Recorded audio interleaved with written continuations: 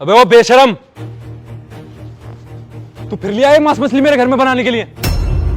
अबे कोई कदर है हमारे धर्म की या नहीं है तुझे?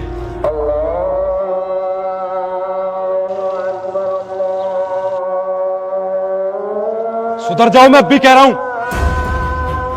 किराएदार है ये मेरा, मैंने इसको इतनी बार मना किया ये मांस मछली मेरे घर में मत बनाया कर, मत बनाया कर, लेकिन ये लोग समझते ही कहां हैं। तो शुक्ला जी निकाल क्यों नहीं देते इन जैसों को?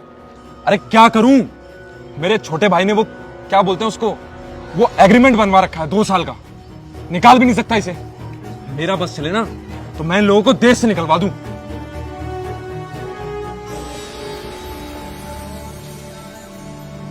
और भाईजान कैसे हो? मैं अच्छा हूँ, आप कैसे हैं भाईजान? बे वो बेशरम, अपने स्वार्थ के लिए मेरे घर को शमशान घाट बना दे, कोई तुझे काट के खाए तो।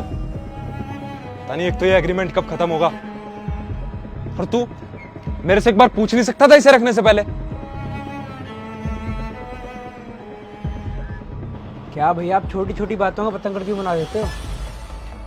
एक बात बता मुझे, हमारे देश में जितने भी आतंकवादी घुसपैठिए घुसते हैं, कौन होते हैं ये? यही मुसलमान। और ये काटा पीटी करना, बकरा काटना, जानवर काटना कौन कर रहा है? ये सब यही लोग कर रहे हैं। पता नहीं ये मुसलमान अपने मुल्क में वापस क्यों नहीं लौट जाते? इनकी अपनी तो कोई मान मर्यादा है नहीं, इन्होंने हमारी संस्कृति और गंदी कर रखी है।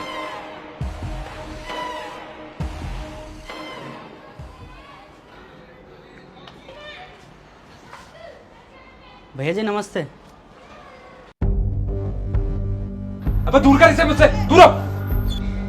हमको जल के समय ये सब तूने ले लिया, कहीं और घर ढूंढ ले। शर्म, सब यहां से।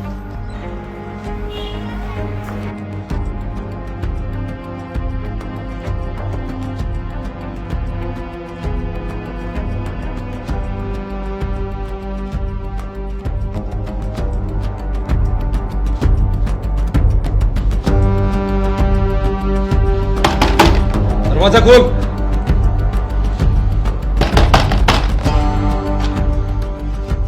बहुत हो गया तेरा, चुपचाप घर खाली कर, भाड़ में गया एग्रीमेंट। तेरे हाथ में क्या लगा हुआ?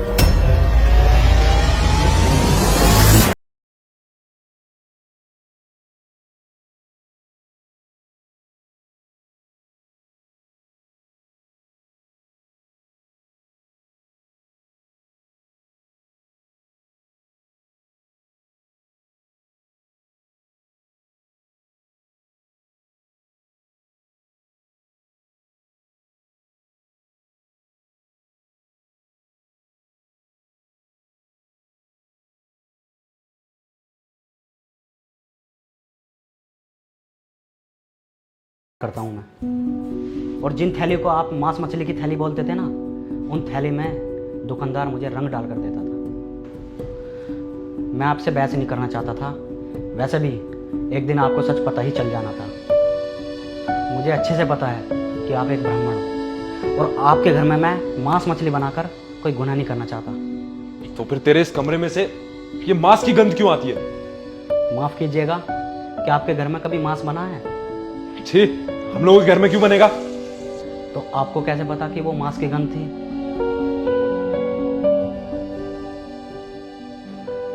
मार्केट से जो मैं कच्चा रंग लाता हूँ ना, उसमें थोड़ी बहुत गंध आती ही है, और आपने उस गंध को वहम समझ लिया कि वो मांस की गंध है।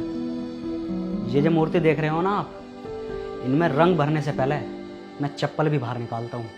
भला जिसके घर में रहने के लिए मुझे जगह मिली, छत मिली, उसी के घर में रहकर उसी के भगवान की मैं कदर नहीं करूँगा तो लानत है मुझ पर। गलती आपकी नहीं है शिव भैया, ये चीज़ें हमारे दिमाग में बैठाई गई है हम लोगों को तोड़ने के लिए। और आप चाहते हैं कि हम मुसलमान इस देश को छोड़कर चले जाएं।